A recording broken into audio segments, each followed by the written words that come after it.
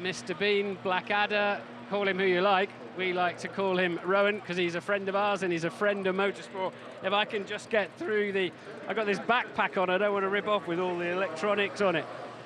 How are you? How are you? Haven't seen you all week. Here we are again. So, the Indian Grand Prix. I don't know about you, but there's a lot of energy for me going on here. Yeah, I mean, these grids get more and more crowded. I've only been on a couple of them, but this is the most crowded. And there's, I think it's been a remarkable achievement, actually, the Indian Grand Prix so far. Because it's not an easy country or an easy society in which to make this kind of thing work.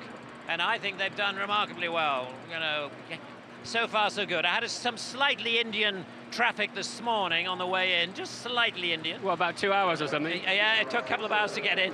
But we got here and on time, and everyone seems to be bright and optimistic, so that's good. So you're here cheering for McLaren then, presumably? Yeah, I'm afraid, yes, I have an instinctive allegiance towards McLaren for all sorts of different reasons. And I think we're in a pretty good place. You don't know how it's going to go.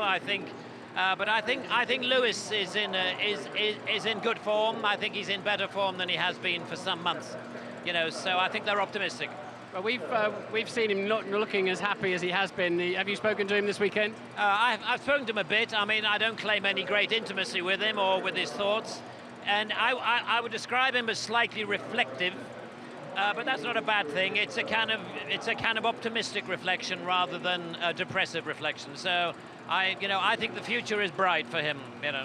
Okay, let's hope the future is bright for the Indian Grand Prix. It's wonderful to see you again. Let's see if we can